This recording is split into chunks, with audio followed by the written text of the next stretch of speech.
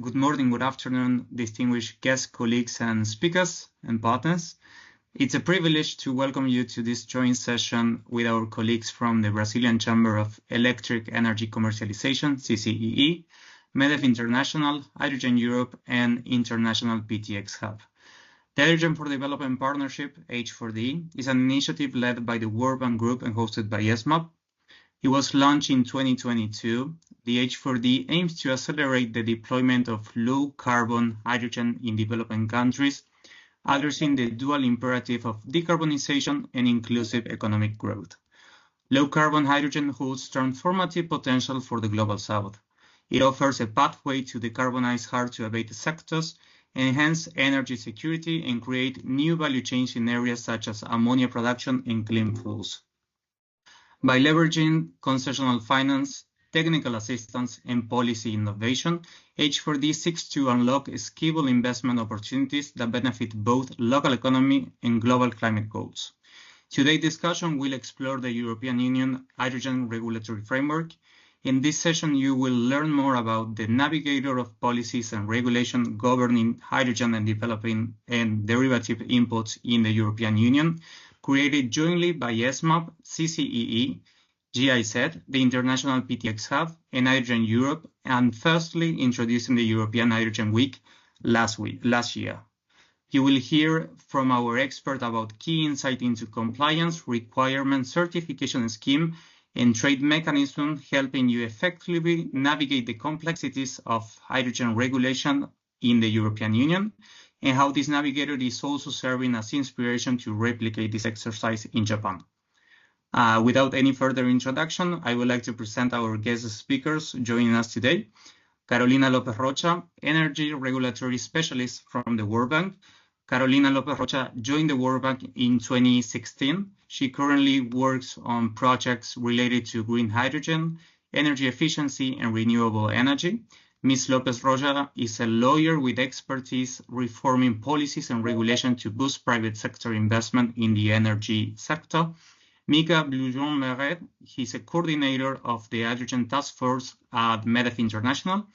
Mika is a geopolitical analyst, lecturer, and author specializing in hydrogen markets and climate change geopolitics. He teaches at institutions like Sciences Po, while coordinating initiatives such as Task Force and Certify. Mika explores global hydrogen strategies and the intersection with polar and insular energy challenges. Maria Asunción Rojo Torrent, she's a director, international advocacy at Hydrogen Europe. Maria Asunción has been working in Hydrogen Europe since 2020, following her responsibilities to structure the industrial policy team and launch the first European industrial hydrogen alliances. She currently leads the trade and international relations activities of Hydrogen Europe. She previously covered the roles of Public Affairs Directorate of PSA Group, including the head of EU Affairs, where she contributed to the deployment of new mobility solutions and worked also in the European Commission and other European consultative organizations. Maria Asunción has a degree in law from the Universitat Pompeu Fabra and European Master Diploma from Universitat Autònoma de Barcelona. Frank Mischler, he's a director at the PtX Hub. Frank leads the International PtX Hub, focusing on policy, sustainability, investment, and certification. Based in Brussels, Frank follows the work of the European Union on its regulatory framework. The International PtX Hub is a center of expertise and collaboration for innovative and sustainable green hydrogen and Power-to-X value chain. Together with their partners, they identify Power-to-X solutions adapted to each country's specifics and leads to sustainable economic transformation. The PtX Hub builds and fosters a strong network with industry, academia, administration, and civil society, with hubs in Africa, Asia, Europe, and Latin America. Finally, Ricardo Hedra, he's a market analyst and information manager at CCEE. Ricardo is an engineer with master's degree in electrical systems. He is the business deployment manager at CCEE and responsible for deployment of hydrogen certification in Brazil. Ricardo is the co-chair at Hydrogen for Development Partnership in the regulatory group. Thank you, colleagues, for being here today, and welcome. Carolina, please, the floor is yours.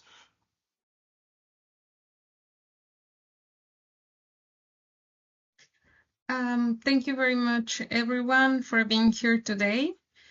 In order to prompt the conversation, we will be sharing a slide deck of the Navigator. So please give me 1 minute and I will be sharing with all of you.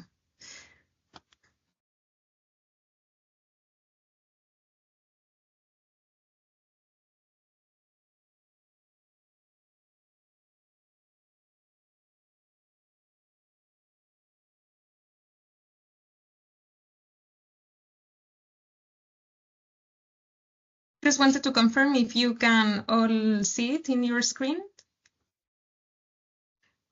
Yes? Okay. So as my colleague Ignacio was mentioning, at the World Bank, we have the H4D initiative.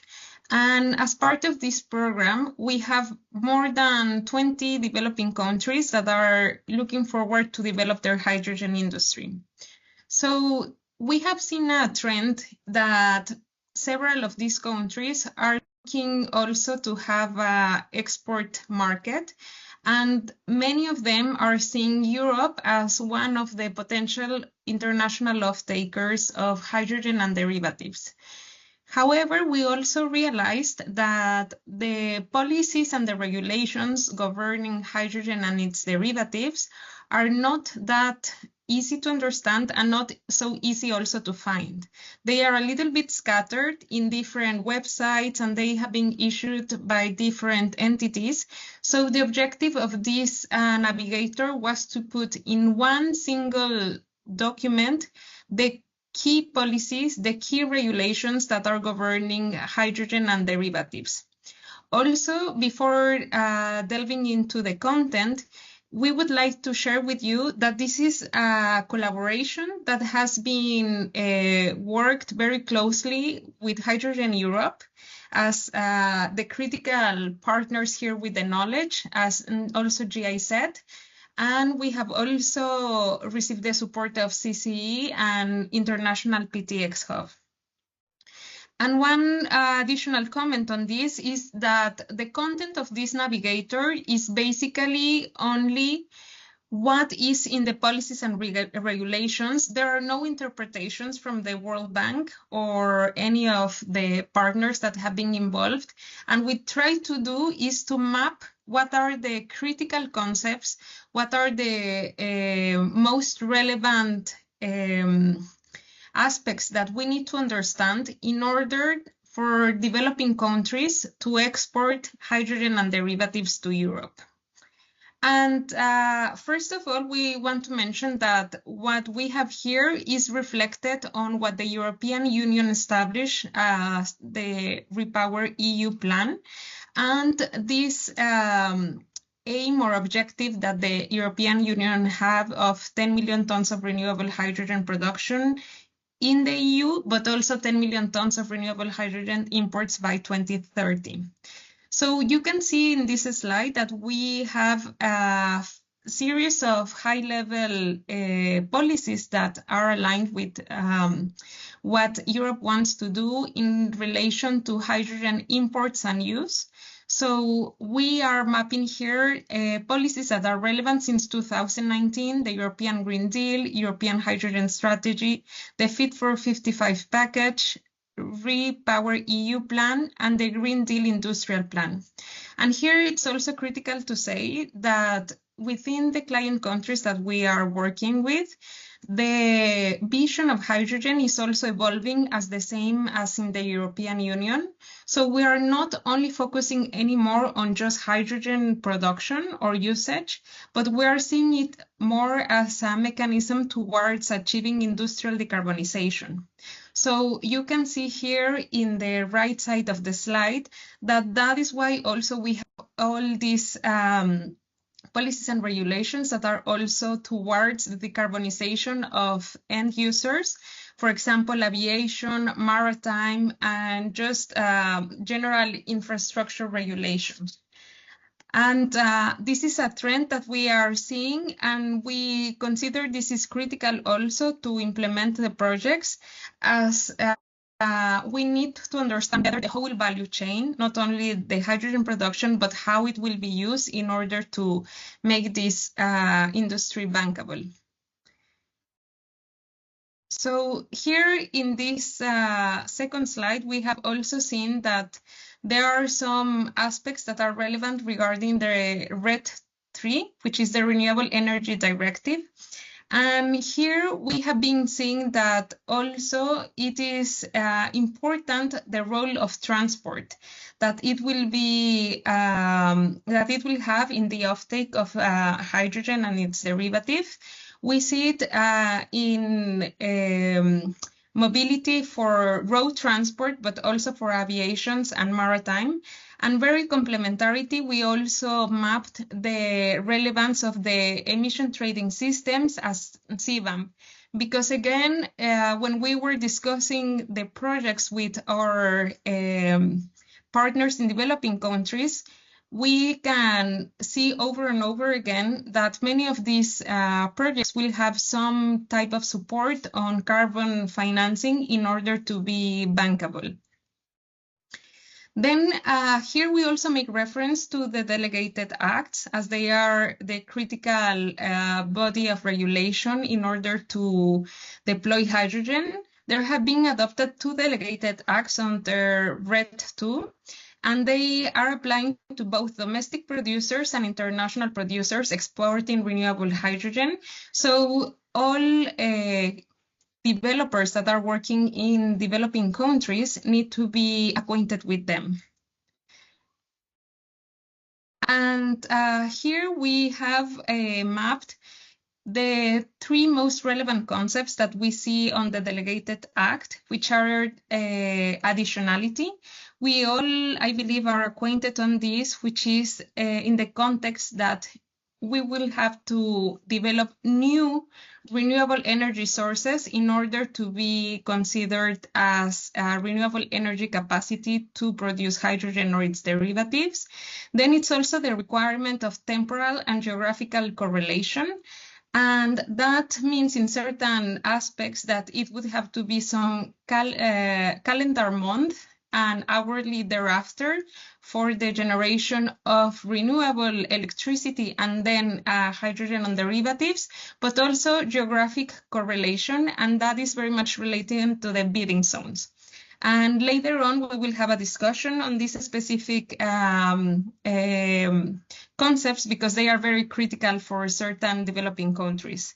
And the third one are certain exemptions that are applicable. For example, if hydrogen production located in a bidding zone with an average of renewable electricity share exceeds 90% in the previous calendar year, then certain exemptions apply. And that is very relevant in certain countries, for example, in Latin America, such as Brazil, where the renewable energy penetration can achieve and exceed 90% of the energy matrix. Advancing on the Delegated Act 2, we also have mapped what are the main aspects in emissions calculations. So you may know that in order to produce, for example, synthetic aviation fuels, it will be critical to have CO2. And mapping those sustainable sources of CO2 are also encompassed in this delegated act, same as the way to assess the GHG emissions and the allocation, as well as the emissions from the use of non-renewable electricity. I didn't mention it before, but in the Navigator, when you see it, all the regulations are hyperlinked, because we want the users to be able to have access to the original documents. So although we are including the concepts here, what we want is to have a repository of those regulations and policies in one single document. Of course, there are also aspects related to international trade. And here, although not all the secondary regulation has been developed, there are certain advancements, and we also wanted to reflect them in the Navigator. For example, the mutual recognition agreements. There are several between the EU and Latin American countries, but also in Africa and Middle East. Also, the EU is assessing the development of the digital product passport, and it has been worked very thoroughly to have an internationally recognized standards that has been part of ISO and IPHE efforts. And our colleague Ricardo Jedra from CCEE will also be able to tell more about the efforts of Brazil to have a certification recognized by the European Union. Advancing in the Navigator, we also devoted a section to the carbon border adjustment mechanism. And this we consider it's critical for what we will be doing in developing countries, because it is, although right now it's only more on an informative manner, whenever it starts being applicable, it will be very sensitive to several products that are produced in developing countries. For example, iron and steel, cement, aluminium, fertilizers, and of course, hydrogen. So having an understanding on how CBAM will be operating is also relevant for producers in the Global South to be able to secure that their products meet the requirements of the European Union. Also, in the Navigator, we have certain exporting schemes. And here I would like to take a moment to discuss the importance of the infrastructure. So we also included a section on what is the backbone and the role of the hydrogen infrastructure, because we believe that also in countries that are client of the World Bank, we really need to understand what are the business model, the regulations and the contractual frameworks that are applicable for this infrastructure, as many of the projects that we are seeing will be in, for example, Chile or Brazil, India, Morocco, and Egypt being developed as part of a hydrogen cluster or valley or hub. So getting to understand how the infrastructure is operational in Europe is also relevant for us. And considering that there is limited infrastructure for hydrogen in Europe will also allow us to get some lessons learned in developing countries. I want to finish this presentation saying that the regulatory and policy framework of the European Union is evolving. So that means that although we try to be as comprehensive as possible in the Navigator, there might be some changes and some advancements on how these regulations are changing. And I can say, for example, on the certification and the standardization, there's still a process going on the implementation of CBAM, but also, for example, on the industrial framework of the EU.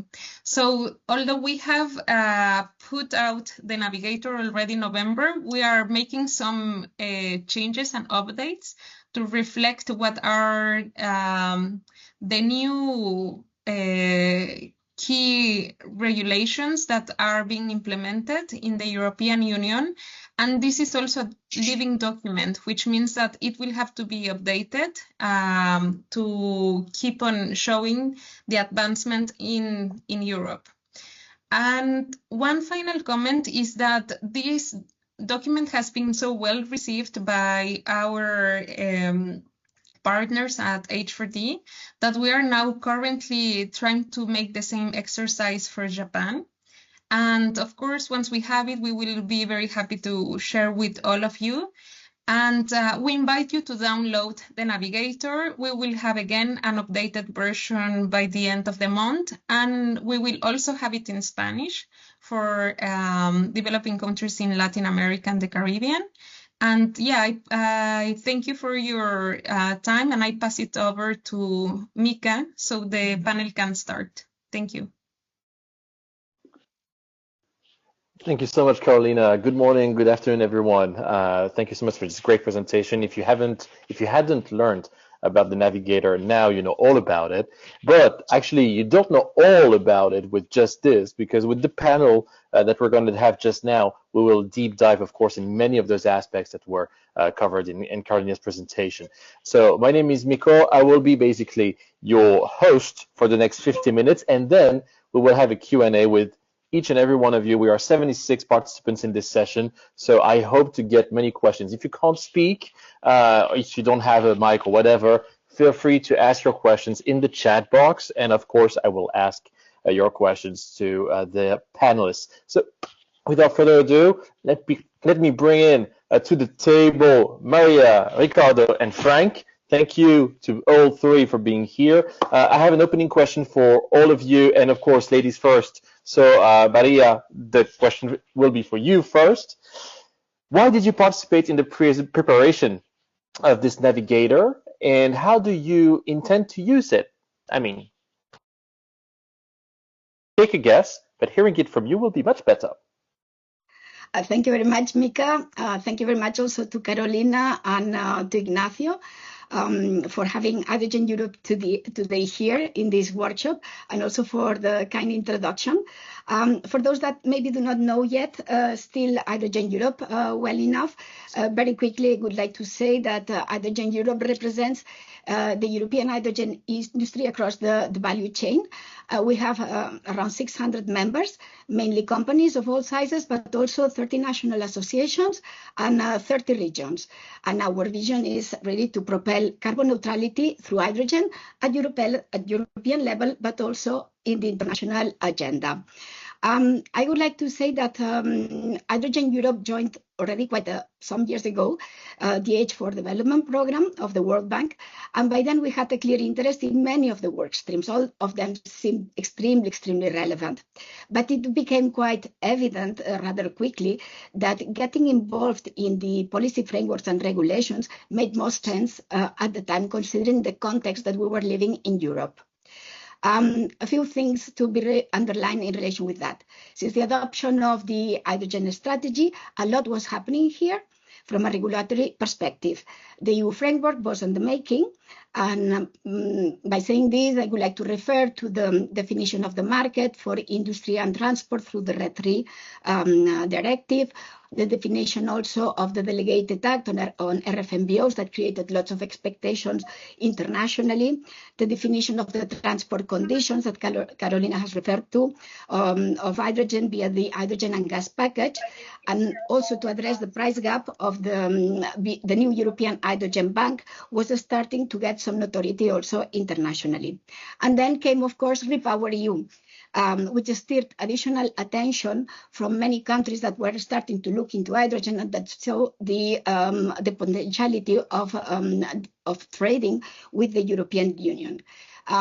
This raised also their interest in understanding a little bit better under which conditions this trade was going to take place, and also on their own they had also need to develop possibly the regulation. A very noticeable example that I would like to underline today is that the works that the US did in relation with the V45, that despite the differences with the delegated act on RFMBOs, clearly mirrors the same approach. So from that moment on, as an association, we faced increased demand from third country stakeholders, governments, stakeholders, to better understand what was this European system about. As you know, the European market is very much regulatory driven, and because of its specificities of the European decision-making process, it's maybe more difficult also to see than other systems. And this is why the idea of the Navigator, considering this context, was extremely useful and very much welcome on our side. Because with this instrument, we're sure to reach larger number of stakeholders from third countries that want to understand with the first layer to have a first layer of understanding on the EU system. Another reason why we got involved is also because we fundamentally believe that regulation is clearly one of the key enablers of hydrogen deployment, of the hydrogen economy per se. Because of two specific reasons. First of all, the regulation can really provide the visibility and clarity to industry on the existing market and the rules of production of hydrogen, and that the stakeholders need to comply with. And this is relevant not only for European stakeholders, but also for stakeholders and promoters in third countries. So this is key in order to create also global markets. And then regulation also provides legal certainty and long-term visibility to investors across the value chain. And this is very much needed also to unlock the massive investments that will be needed in order to scale up and bring down the costs of hydrogen. So the Navigator, we saw it as a powerful instrument in order to help stakeholders in not only in third countries, but also sometimes in the European Union also to implement the EU framework. And then based on that to provide feedback also on the challenges that they were facing in this context. And then maybe to answer the other question of how do we intend to use it, I must say that we have already started recommending it to several stakeholders in the European Union and also abroad that are interested in understanding how the European hydrogen system is built and also what's coming next. So for instance, whenever we're having delegations from third countries coming to Hydrogen Europe, this is something that we're always keen to raise. So we're sharing the information with governments, with companies, and also viewing at the next future generations. We are also keen to talk about the Navigator with students that are reaching out to us. So yeah, a very useful tool, and we're very glad that the World Bank started this initiative with the focus on the European framework, and of course very happy to continue also this collaboration to keep the tool updated with upcoming developments. Thank you. Thank you very much, muchas gracias, Maria Asunción. Let's move on now to Ricardo. We're here in Paris and Brussels. We kind of navigate through this European hydrogen policies every day, but how on earth an organization like CCEE gets involved to that point in a Navigator regarding hydrogen in Europe? Ricardo, can you walk us through this, please? Yeah, sure. Thanks so much, Miko. We have a lot of projects, hydrogen projects under development here in Brazil and also in Latin America in general. But here in Brazil, we have a dozen of them because to supply Europe, it's necessary to have a huge amount of renewable production, and we have here in Brazil, and even for new capacity to make new power plants. And when these developers ask to us, what's the requirement to supply hydrogen and derivatives to Europe? And we recommended, you can read hundreds of pages of RED 2, RED 3, Delegate Act, and Q&A. It means risk because it's very difficult to understand all the requirements. And risk means cost. And cost means that it will be more difficult to reach FID. So for this reason, that it was very important for us to be part of this Navigator, because in a few pages you can understand all the requirements, and few slides, as Carolina showed to us, it's possible to understand the main requirements, and it will help the developers to implement your project, to develop your project with less risk, and of course, helping them to reach the FID. So we now know basically how you intend to use it. We know why you're part of that as well, but can you tell us a bit more before going to Frank, how involved CCEE is specifically in European hydrogen certification projects, so that everyone has the full picture of your involvement? Sure, great. So we developed a certification scheme. So look, 2-3 years ago, there is no certification scheme implemented across the world to supply and to meet the European requirements. So for this reason, 3 years ago, we took the decision to develop a certification scheme. And now we have a certification scheme under recognition process in European Commission, and the Brazilian projects is developing your project, your engineering design, and all these requirements based on this scheme. And for this reason, when they are preparing and offering your product to European buyers, they can show that the product meet all the requirements. And this certification scheme that we developed will support this analysis and will allow to show the environmental attribute meeting all the European requirements.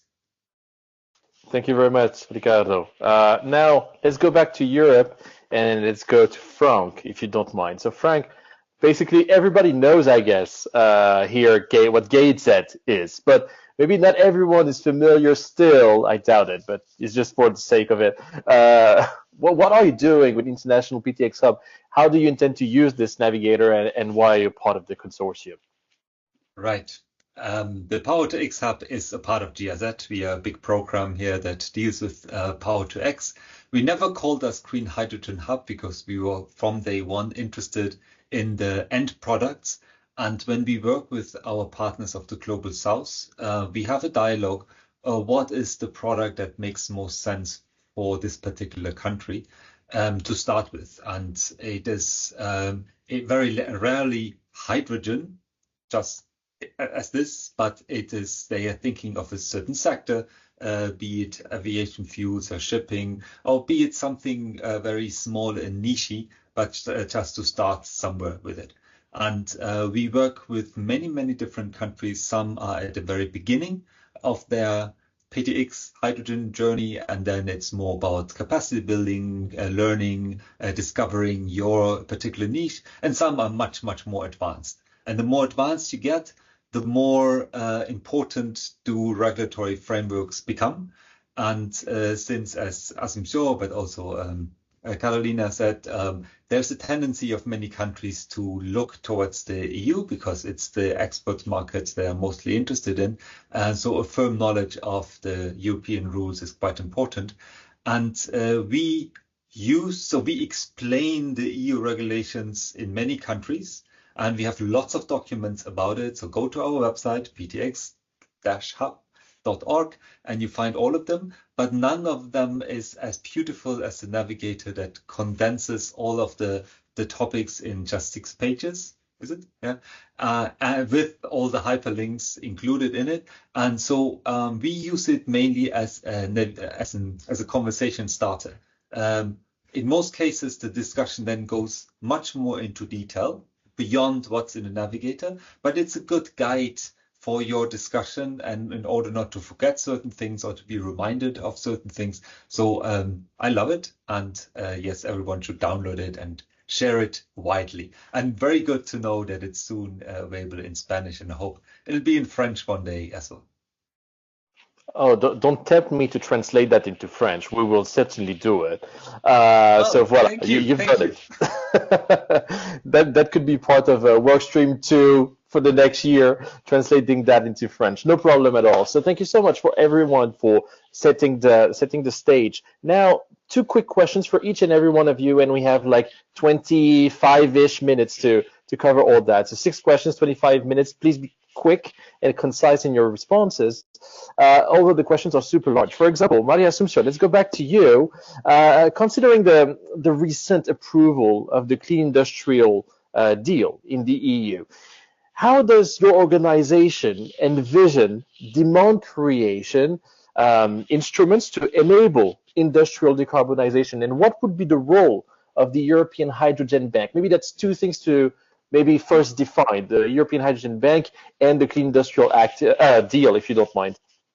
Yeah, it's very difficult to give a very short answer on these topics that are extremely large and that require also, let's say, responding to many challenges.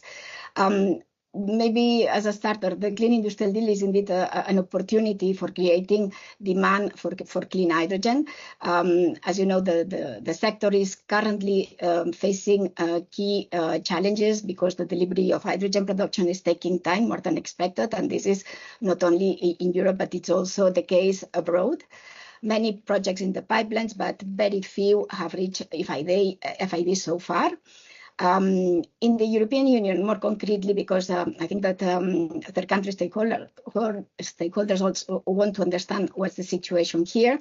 Things are moving, but still we're lagging behind the objectives. Beginning of this year, we counted 233 operational clean hydrogen production projects for a total production of 100 kilotons per year. And in Europe, we also had so far 87 projects under construction. These projects under operation are still quite small scale, but they are getting larger. And this is a trend that is expected also to continue through 2025.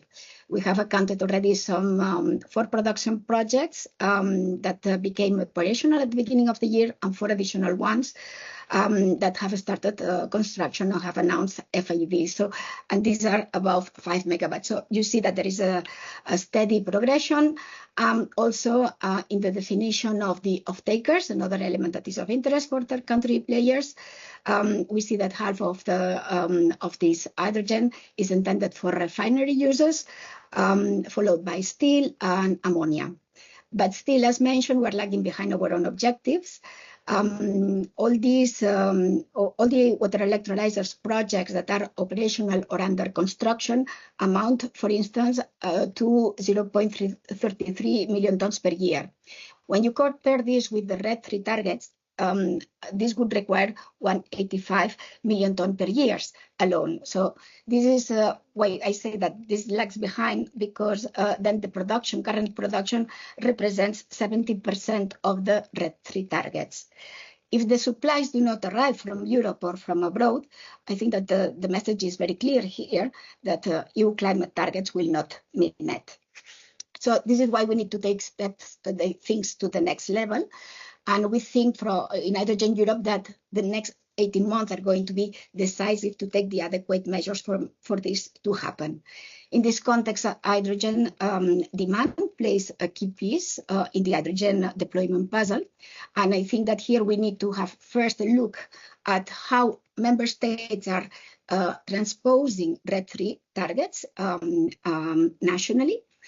Interesting to see that some countries are envisaging penalties in case the industry is not meeting these targets. This is quite relevant, but at the same time, we need also to care about the stimulation of demand for EU sustainable products that might be needing hydrogen.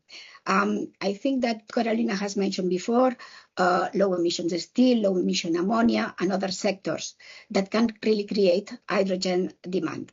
With that, we can decarbonize the sectors of the economy, the sectors that are super important for the economy, and at the same time make Europe more resilient. This is an approach at the same time that is also maybe relevant for third countries that have the natural assets to develop these industries and making sure that they are decarbonizing at the same time. The good news here is that the Clean Industrial Deal also puts the decarbonization of energy-intensive industries at its heart, and it introduces a novel concept of lead markets and a number of measures to support them. You might have heard about a voluntary label on carbon intensity for industrial products, also public and private procurement to be leveraged to shape demand, speed up of permitting for decarbonization investments, and also several sectorial action plans, for instance, on steel, greening of corporate fleets, and so on. And maybe more focused on the role of the European Hydrogen Bank, I think that the Clean Industrial Deal also aims to address, in a way, the overcost of decarbonization. Because in price-sensitive sectors like steel and fertilizers, this can become very, very quickly an issue. So the incentives there and the support is going to be key. In relation with that, maybe mention a couple of tools that are put forward by the Clean Industrial Deal and that are relevant for our sector. The launch of the Industrial Decarbonization Bank. The European Commission will launch in 2025 an option for an amount of 1 billion on the decarbonization of key industrial processes across various sectors, supporting industrial decarbonization. And then the European Hydrogen Bank, as mentioned before, is also called to play a role here. With the third auction that will be organized on the third quarter of this year with the 1 billion support. So you see that we are now stepping up also the amounts that are allocated to support the supply of hydrogen. On top of that, you might have heard about the matching mechanism that will be presented also by DG Energy by mid of this year. This hydrogen pilot mechanism will connect producers from the European Union and abroad with European off-takers. And it's true that maybe for third country stakeholders, this might not necessarily be the international leg of the hydrogen bank that they were thinking of or that they were expecting. But I would like to present it a little bit as the first step, so we can see how things then can be then escalated. Of course, there are other instruments that the European Union can put into the basket, like the EIB, or the Global Gateway, etc., and the Innovation Fund, but I think that this would require maybe another discussion. But for sure, there are additional funds there to support decarbonization and to support also decarbonized hydrogen. Thank you. Thank you very much. Well, you've basically put on the table many instruments, and there are many instruments out there available for hydrogen and beyond. But in line with the previous question, what role could a flexible interpretation of the delegated acts play in enabling imports specifically from emerging and developing markets and countries? Yeah, this is another essential part, I think, of hydrogen deployment. And the Clean Industrial Deal also addresses the supply side of hydrogen from a regulatory perspective. You might have heard that it calls for the quick adoption of the delegated act for low carbon hydrogen. That should clarify what are the market perspectives there, and these are good news from our point of view. But on the other side, it falls short on the delegated act for RFNBOs, in the sense that it doesn't necessarily accelerate the foreseen assessment and potential revision. Here, we think that the delegated act on RFNBOs brings complexities with important financial impacts that are very relevant, that have a negative impact on hydrogen deployment, both in the European Union and third countries. As you know, it establishes quite a strict framework. Power purchase agreements with renewable energy suppliers need to match production and location, plus other criteria. And this increases the cost of hydrogen production, according to our estimates, by 25–35%. Jeopardizing the ramp up of the whole sector, because this can easily mean, in our calculation, up to €2 per kilogram of hydrogen. So you can immediately see what's the impact in terms of potential off-takers. Also, taking this into third countries' experience, we know that the implementation is not always straightforward. There are quite many doubts about the interpretation. For instance, not all countries have bidding zones, and this might pose, of course, an issue for many developing countries. And even if some solutions are being proposed and are close to the initial principles of the Delegated Act, there remains quite a high level of uncertainty for both producers and also off-takers that do not know at the end whether this hydrogen will account towards the targets, the European targets. Also, there are significant differences when it comes to cumulation of aid, because the European system doesn't allow to renewables and then hydrogen production. And there might be also other issues concerning the use of hydrogen storage. All these can have, of course, many impacts. Considering this, for the Clean Industrial Deal to be able to deliver on the decarbonization side, also on the support of technologies, of clean technologies, we think that we should try to adjust, this is the right moment to try to adjust the RFNBO delegated act on a targeted basis and addressing in particular 2 points. First of all, establish a monthly temporal correlation instead of hourly, and also extend the transitional period for additionality together with the 10-year grandfathering. This is important because if you consider the hydrogen sector and you compare it with others that are using electricity, no other sector is subject to the additionality principle. So we want to establish, at least at the very beginning, a level playing field. So if we want to keep the cost of hydrogen affordable and enable more investments, we need to adapt. The good news here is that there are some stakeholders starting to understand this, on the decision-making side of the European Union. And a number of member states in the latest Energy Council urged the European Commission to review the delegated act and facilitate the achievement of the Green Deal target. So we see a certain move, even if for the moment we are still bound by the complexities and impacts of the RFNBO delegated act in Europe and abroad. Well, thank you very much for this very comprehensive answer. And I would like to go to Frank, because with the International PtX Hub, you work all over the globe. You work from Vietnam to Angola, from Kenya to Chile.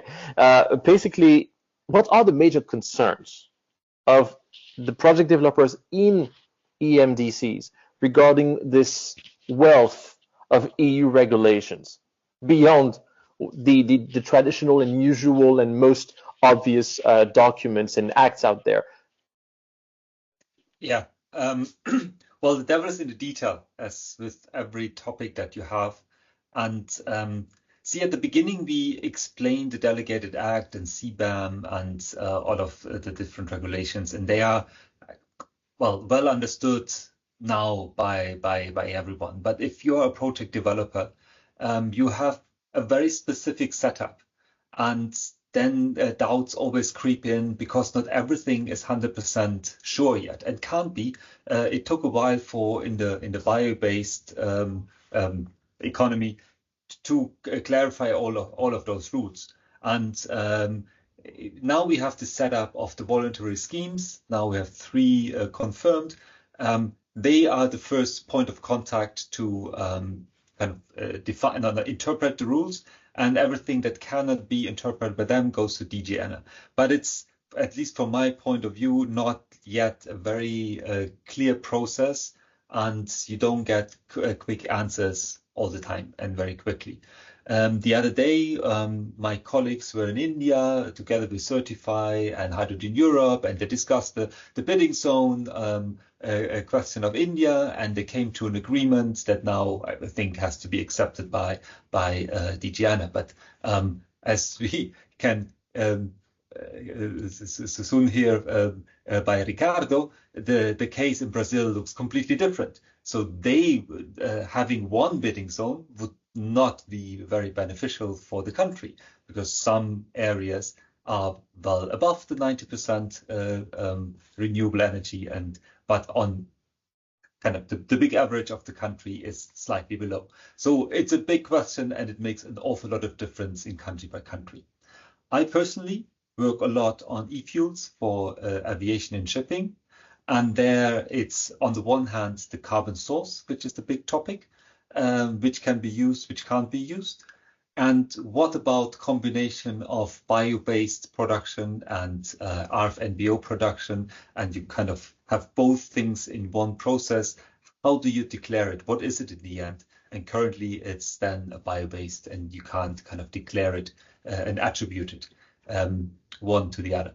So it's this uncertainty that puts a brake on kind of hinders quicker development of rolling out, right? Our answer to this is that we try to be as precise as possible in our reports, in our documents. We gather these kind of points from across the globe and relate them back to DG ANA, and hope to bit by bit that we are able to clarify many of the rules. But to be clear to everyone in the audience, we are kind of past the point of explaining the delegated acts. That was 23, 24 maybe. Now it's we help make companies understand what the certification process entails. And it's beyond greenhouse gas emission calculation, setting up the management system, data points, all of this. It is a complex undertaking, and it's not that immediately clear to everyone what they can do. So we have a lot of kind of pilot certifications and deep workshops to discuss that. Just last week in Brazil, and coming up in South Africa and India, and in Morocco, I think as well. Mika will come there as well. Yeah, I don't know if that answered your question. I was rambling a little bit, but it's so different from country to country, from project to project. It's very difficult to put your hands on. No, of course, there's no one size fits all, and you've shown that pretty well. Oh, by the way, since I'm the chair of the steering committee of Certify, let's play it nice here and also mention that there are other RFNBO mechanisms, certification mechanisms that have been recognized as well, meaning ISCC and Red Certs. Voila, this is the only time I will mention that. But now, beyond that, can you give practical examples, Frank, of where the PtX Hub is supporting EMDCs, project developers, or EMDCs, regulatory bodies or national associations and the likes, developing their own regulatory system or their own regulatory framework at all, to basically align with all of these new EU evolutions. And of course, beyond what you're going to share with us, we're going to go to Ricardo in Brazil, who will share, I guess, exactly what they've done in Brazil, because it's one of the most advanced countries and efforts in that regard. Absolutely, yeah. So I will not say anything about Brazil, leave that to Ricardo. Yeah, well, everyone who followed the EU process of getting our regulations here knows that this is huge. No? In our Navigator, we mentioned so many different regulations, and that's quite natural because there's not a hydrogen regulation. How could there? Hydrogen is an input into many sectors. So you need to tweak many regulations and define many things here and there to make it work. And the natural tendency of our partner countries, especially those that have an aim to export certain products to the EU, they take that as their starting point, or kind of, well, they start from there comparing this. And this is a fine thing because many of the actors want to work with the EU. So a certain alignment with EU regulations makes a lot of sense. But more important than that is that the regulation has to make sense to the country. So what do? We first work a lot with the country to define and clarify their own goals. So what is it what they try to achieve with it? And that answer is that question is, of course, very differently answered by, say, Algeria than Namibia, due to their geography, due to what they can do and what they have and assets and so on and so forth. So if, like Namibia is always saying, our aim is industrialization and job creation, there you need have different rules and different norms in the country than if Algeria has a kind of a very different approach and a different goal. We also have a lot of discussions with the countries on sustainability, environmental, social, governance, economic, and go through all of the dimensions and discuss, okay, the EU is quite clear on their sustainability criteria. We heard that in the Delegate Act. All of this doesn't necessarily be yours as well. So what is important to you?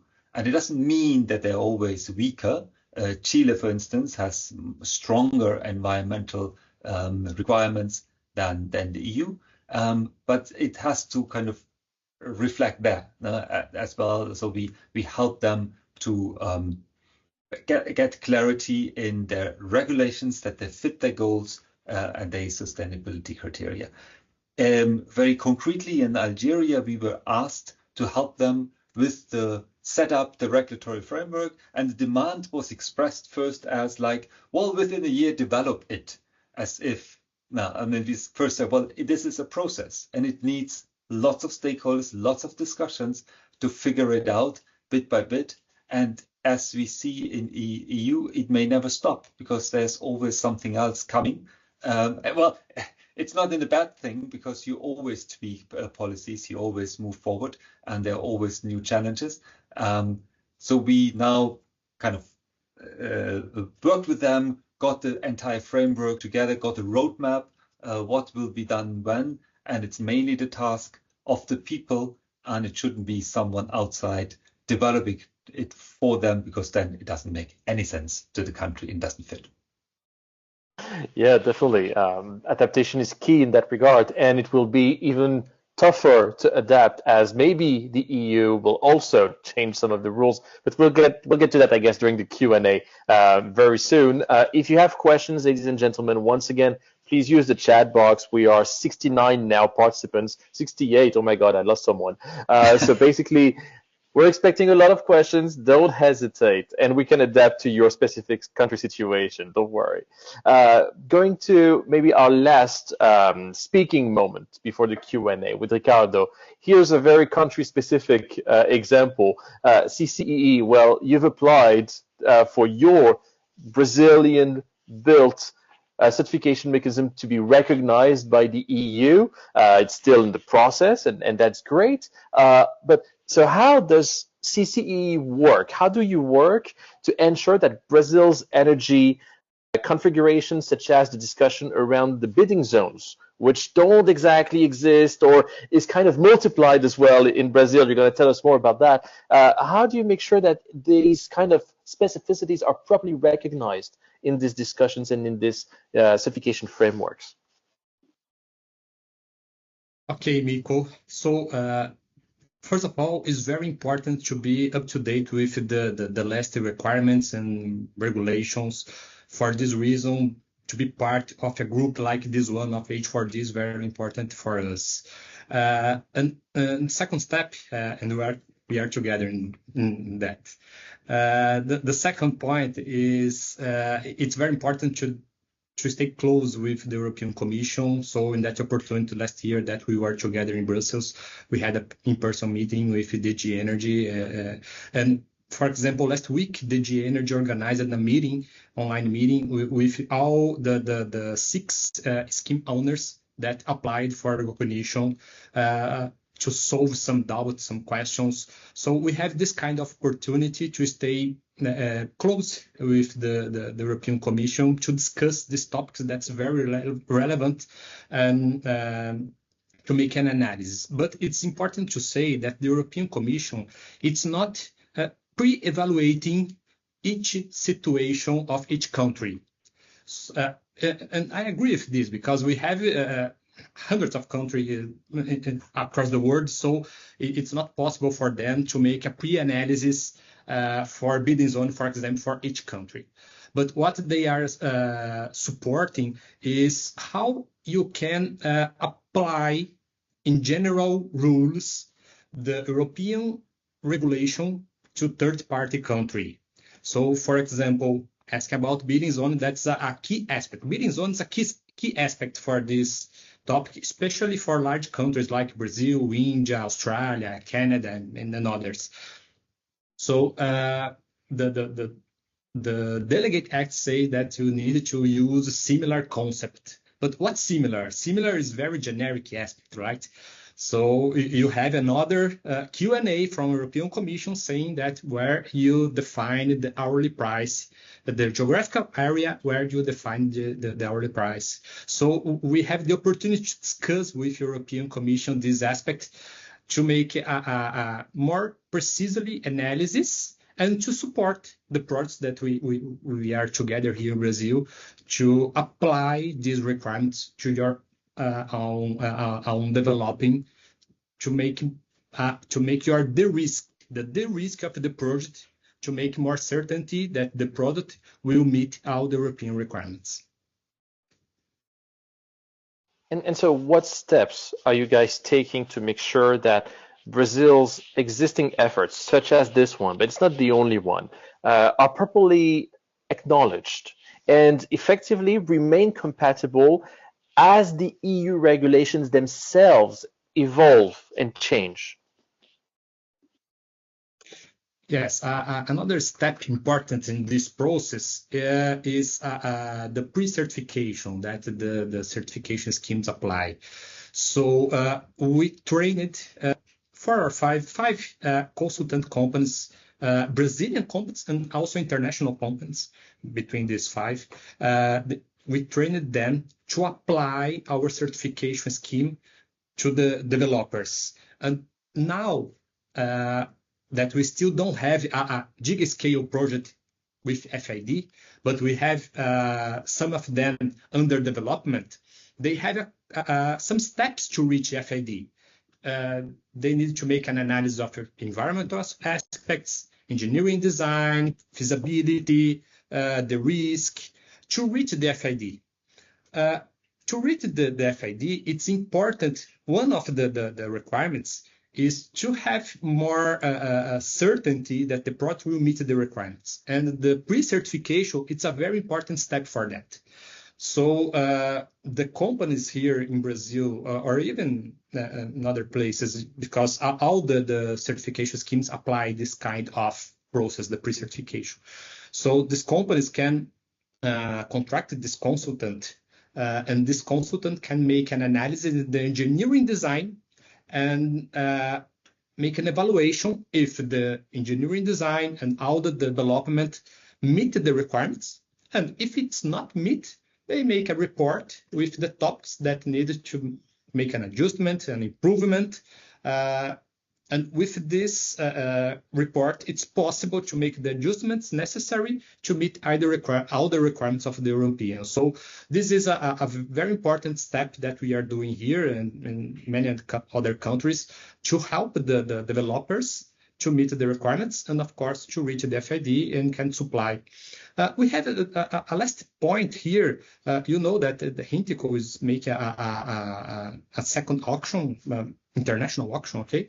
And they are making a roadshow across the world, and we will have next week a roadshow here in Brazil, and we are supporting Hintico to implement, to carry on this roadshow in person here in Brazil, in São Paulo. So it's another action supporting the developers here to meet up the requirements. Yeah, and Hintco, for those who are not familiar with it, it's actually the company operating the H2 Global mechanism, which I'm sure you've heard all about before. So thank you all for that. I have maybe one remaining question for all three, a more general question, don't worry. Before we go to the Q&A, once again, feel free to write questions or raise your hand when we'll open the Q&A session in just a few minutes. But I think this question is important. All of you have mentioned how over the past few years, the EU regulation has become more and more strict, bigger and bigger, more detailed and detailed. And now, after the elections in Europe, the European Parliament last June, and the rise of the far right all across Europe, and right-wing parties as well, both teaming up to basically try to kill the climate pact, the Green Deal.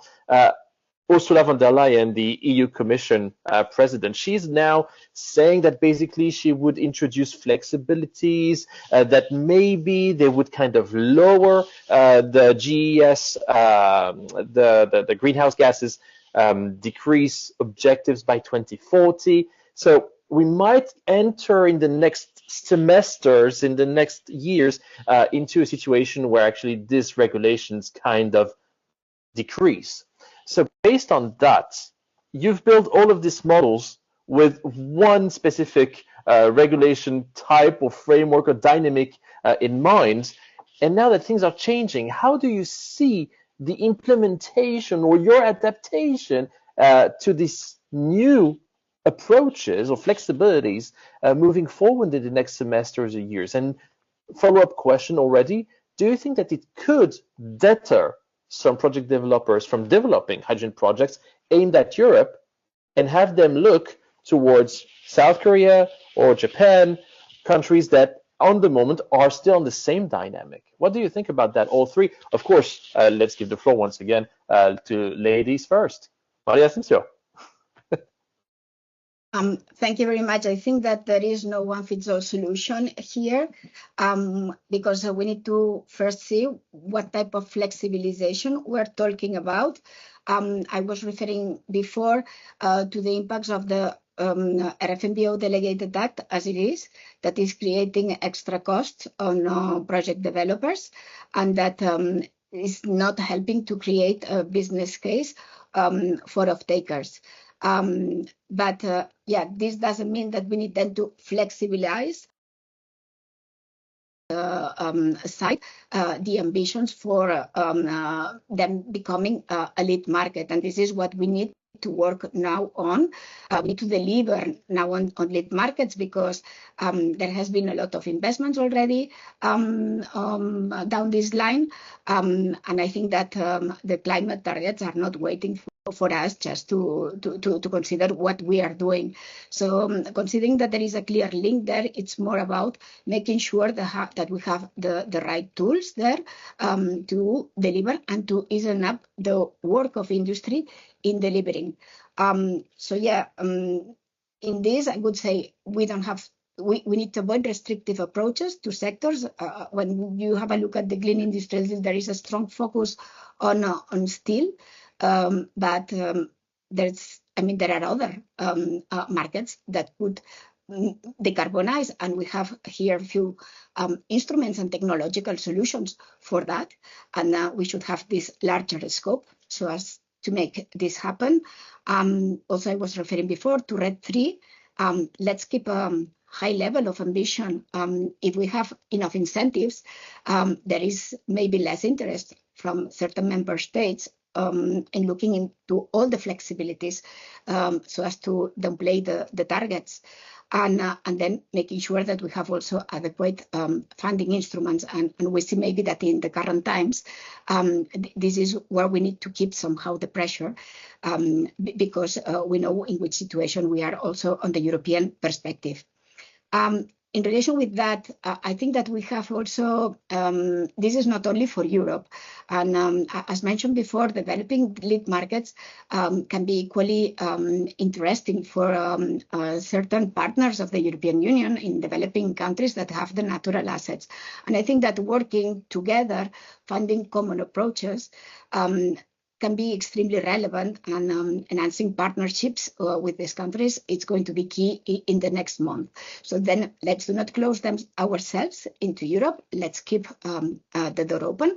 And as Frank mentioned before, maybe they do not need to go ahead towards these lead markets. They do not need to have such stringent policies either. They can also adapt it to their own needs. And linked to these lead markets, of course, finalizing the regulatory framework, making it a little bit more, making the delivery of hydrogen affordable is going to be equally key, as mentioned initially. So we need to have like a beneficial circle there on hydrogen production, and linked to lead markets that are going to become off-takers, and then decarbonize and create jobs, which is also one relevant element here.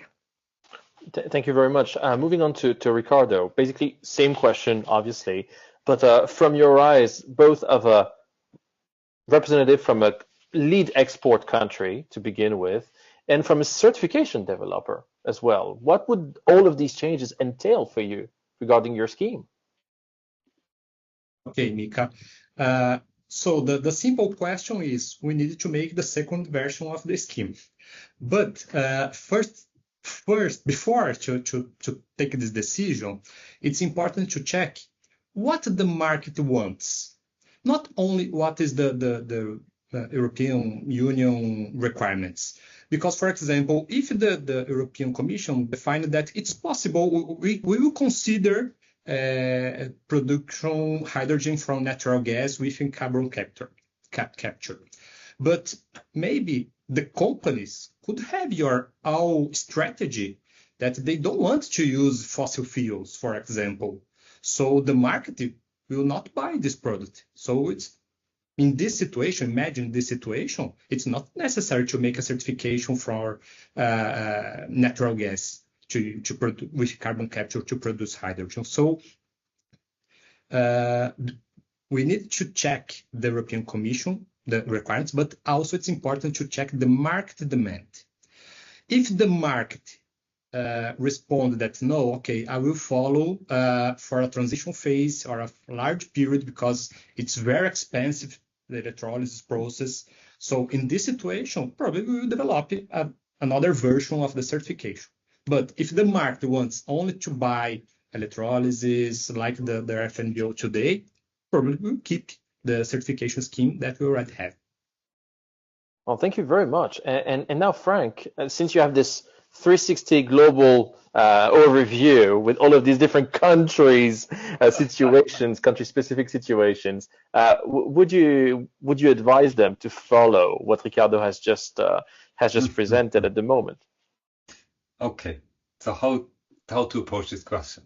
The EU regulations are very complex. There's no doubt about it. And only when you start implementing it, you find out what doesn't work that well and you correct it. And this is all fine. But and there's thousands of small examples that we could now provide. But scrapping the entire thing and forgetting the climate target, I don't think will do us any good. From a global kind of person living on this globe and still wants his kids to live on that globe, but also for the economic development of Europe. And I have a new preferred slide that says a bit the same thing that Assumpción was saying, and that we had in the context of aviation, hence the example is aerospace. This is China's export market. And I mean, I don't have to say anything to it. You understand it immediately that we lost the battle of solar panels and batteries, and with EVs is anyone's guess where this will go.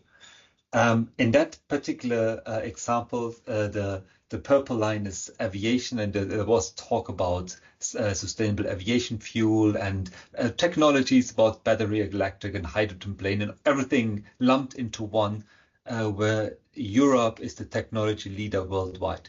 So if we now would soften our goals and forget about it, you can be sure that the world will still continue doing it, and someone else will jump into it, and we will lose our leadership position. And once we wake up again and want to do it, it's too late.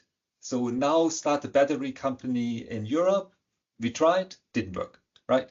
Solar panels in Europe doesn't work anymore. I hope the same doesn't hold for EVs. I really don't hope it holds for electrolyzers, for modern aviation, for many of the other things that we do really, really well. So stay the course, do it boldly. And Assumpción kind of, she talked for 10 minutes about all the instruments that we do to support it, the industry. And I think that is well understood by the Commission that they have to do something. And there are so many instruments there. And I truly, truly hope that we get this sector going and show that we can have both strict rules, but also a thriving business. Thank you. I take my slide down again. Well, thank you very much, Frank. We have a first question from Jan Hendrik at Gateshead. Question to Ricardo. Could you elaborate, please, on your experience of undergoing RFNBO regulation recognition, and would you recommend this based on your experience to other third-party countries? Yes, and Mika, if you allow me, I can elaborate a bit. As you see from Please my background, I'm a colleague of Frank. Yeah. But good to see we you. discussed a bit, and this was super interesting to understand, okay, how do we deal with that regulation? How do we interpret it also for third countries, no? And oftentimes when we do present the rules in third countries, the question is, what is our take on this? What can we do? And honestly, sometimes it's perceived like Europe makes up its own rules and everyone has to follow it. not a good perception, especially when you work at GIZ, that you want to get, no? So we are exploring into what can countries actually do, and to participate in that process. With certification, I think I can go into detail, but there are many. And so, paths. Ricardo, what can countries actually do? But I think, how did you do this? And I think this experience from Brazil is like super, super relevant. And would you recommend this to other countries? Like, I don't know, I'm thinking of Algeria, Namibia. What was your experience? Super interesting to hear. Thanks, Ricardo. Okay, thank you for the question. We started this journey in 2023. In 2023, we didn't have any certification scheme for the European requirements.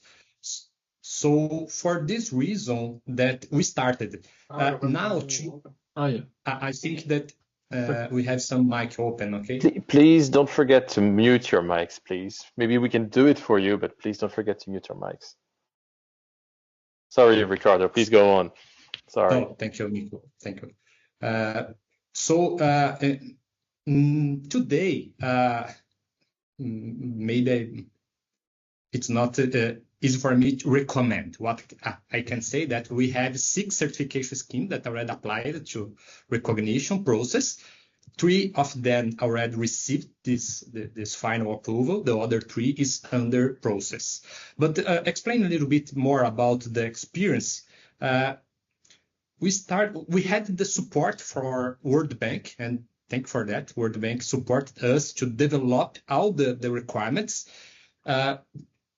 There are a lot of requirements related to the chain of custody, governance, report, traceability. So you have a lot of requirements that are important to describe in general terms, not in specific terms for Brazil or other country. It is a very important experience that I would like to share. In our first version of the documentation, we put some aspects specific for Brazil. When we received the assessment, the answer was, no, it's not specific for your country. It should be in a generic way, okay? So for this reason, you talked about some countries, the certification scheme is not specific for the country. It's more generic, okay? So this is one experience. Today we have 6 certification schemes, right? But in 2023, 5 of them applied. The 3 first one received the final recognition almost 2 years later, okay, after the application. So the time frame is around 2 years for all this process. So this is a very important information. For example, if you would like to make it a certification next year, maybe you don't have enough time to do all this process, okay? And so the time, how comprehensive should be your documentation, it's a very important. And maybe the last point that I would like to share with you is the technical assessment.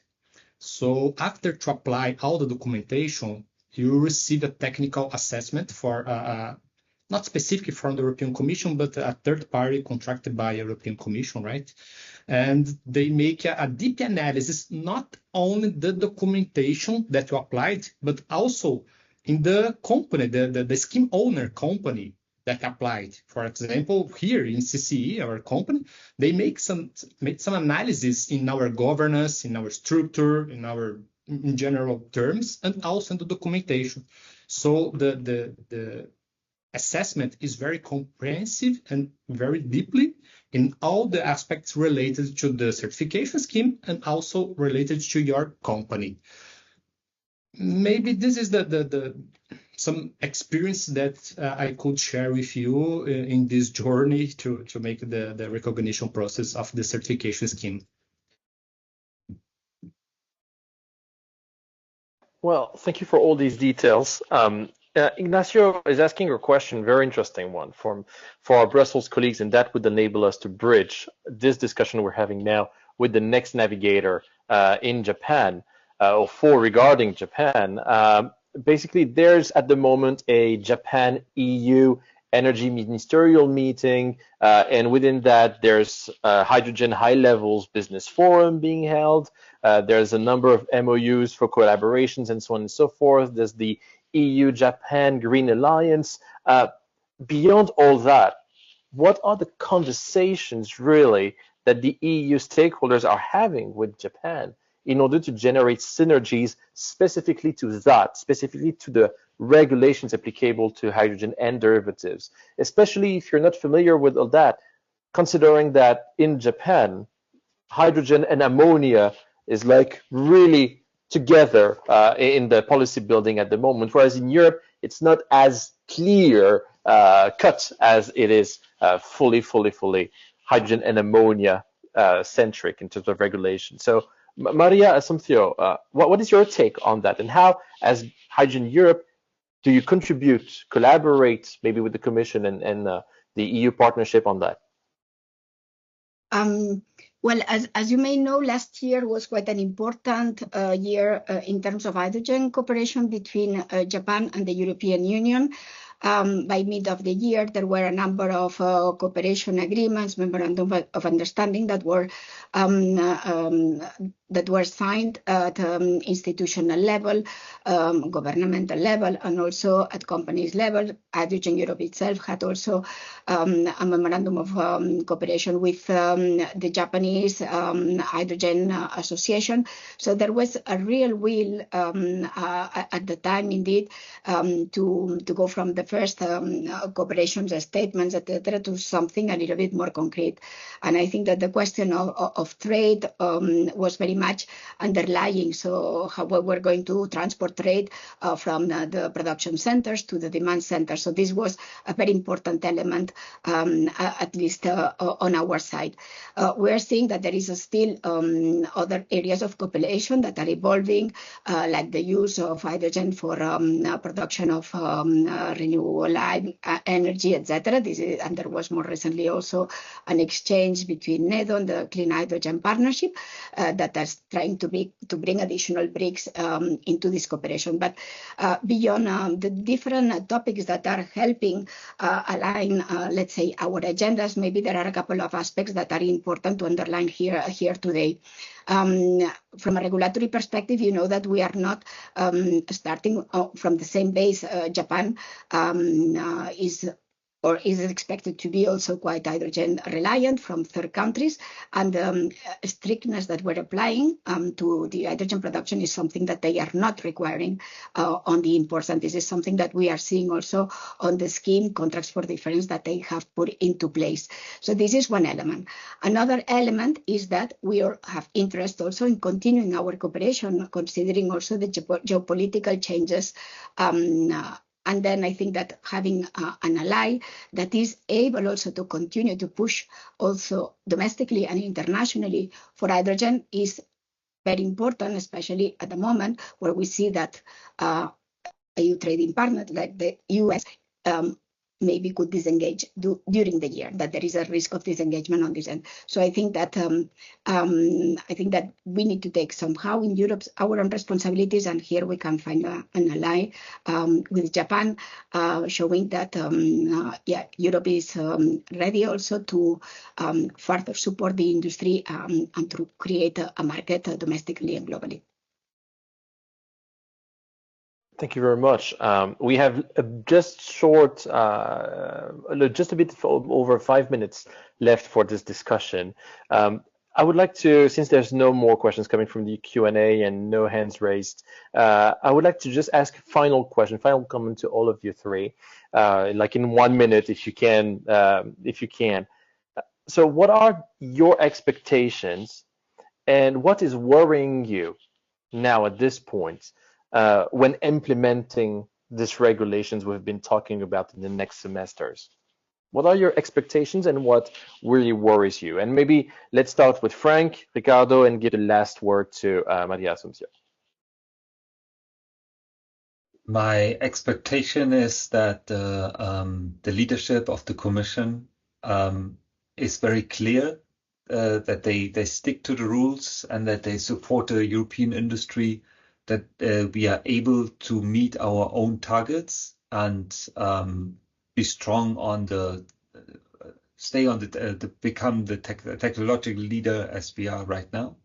What worries me is that the naysayers have more force and water down the regulations, and there's Jorgo says it very often. Oil and gas needed 40 years to develop, and now after 2 years of hydrogen, it doesn't work. You read all those newspaper articles, and that's okay. It's a thing of the past, right? And if that prevails, and we say, oh, okay, it was a nice idea, but doesn't really work, let's stop it all. We would have put so many white elephants into Europe with all the hydrogen net that's starting, and the pipelines, the port infrastructure, and all of this. I think now we really have to kind of be bold and go through it. And if we do that, I think we'll be in a much better shape and position. Thank you very much for that. Those words of wisdom, even if it's partially like Jorgo's wisdom. Ricardo's, what is your take? What are your expectations, and what is worrying you?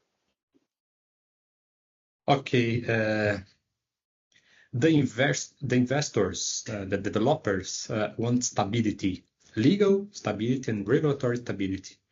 And we are in the moment across the world that we don't have stability. We have a new regulation, low carbon hydrogen regulation under development in Europe. We have US each day with a new tax to China and other countries. So we are in a scenario, a geopolitical scenario, that we don't have stability across the world. So for this reason, it's harder to reach FID in this moment that we are, because this kind of instability afraid the investors to take a decision of billions of dollars. So for this reason, that the moment it's not so appropriate to take this kind of decision. And I hope that we could establish all this geopolitical scenario out. We can say geopolitical crisis that we are seeing across the world, and to prepare a better scenario for the investors. I think that this is the main point that I'm worrying today, and this is my wishes for the next months. Thank you so much. Maria Asuncio. Thank you, Final Mika. words for you. Yeah, very difficult, because I think that Frank and Ricardo said it all. Maybe the occasion for reminding that we have not much time ahead of us to make things right. 18 months, I was mentioning before, to make sure that we're putting into place the adequate tools to unleash the potential on the demand and supply side. And also very important here to give the visibility to third countries and to keep them also engaged, motivated, and ready to also keep their, let's say, plans, and to push them also more concretely at international scale, including in the COP engagements. So I think that this is something that will be very relevant. The point that has been raised by Ricardo on investors is very clear. I think that we have now maybe new means to support all these deployments, but this will not be, as mentioned before, enough. And giving certainty, making sure that there is more affordable hydrogen available, will certainly steer additional attention from investors and create the move that we are all requiring and preaching for today. Well, thank you very much. Thank you to all three. Thank you, of course, to the H4D team. Thank you, Carolina, for your presentation earlier on. Thank you, Ignacio. Just for the final minute, I would like to share maybe a bit of my research on this very specific point of what you said, Frank, and all of you, on the time required to develop a nascent industry. If you look at the gas turbines industry, definitely it all started not 40 years ago, but 90 years ago. It all started in the 1930s. From the 1930s to the 1950s, that's where you had innovation, TRL 5, 6, 7, poor returns on investment. And then in the 50s to the 70s, expansion, new energetical needs, a new industrial growth, and so on. And then from the 70s until the 2000s, basically like a real golden age with combined cycle, natural gas emerging at a really global scale, and then volatility, and then decline because of the overcapacity. And now in the 2020s, is our guys people who are now looking at hydrogen. So basically, these two industries are definitely linked. And this is basically, in a nutshell, the 90 years journey of the natural gas industry. Basically, definitely, I don't know where we're going to be in 90 years' time, maybe starting from the 1960s or 70s for hydrogen, but you get the point. Definitely, it takes time to build this nascent industry. And this is what we're trying to do here to help EMDCs at the H4D partnership. Thank you so much for your time today, wherever you are in the world. Thank you so much for connecting, and see you in Japan for the partners meeting at the end of May. Ignacio, maybe the closing words, of course, for you. Thank you, Mika. Thank you, Maria Asunción, Ricardo, and Frank for this session that was unique and incredible to have you in this opportunity. So just to quickly wrap up, I would like to retake a quote from Maria Asunción that things are moving. So hydrogen is still of interest, and it's a high priority in Europe, in Latin America, and also in the World Bank as a whole for decarbonize hard-to-abate sectors and industries. And examples of this, you already mentioned the Industrial Decarbonization Bank, the European Hydrogen Bank, the Global Gateway, and so many others as Brazilian EU certification schemes and so on. So all of this, I think, that show us and showcase that things keep moving towards decarbonization and into a greener future. So that would be all. And thank you so much for being here today on behalf of the World Bank, and hope to see you soon in Japan. Take care. Bon dia. Bye-bye.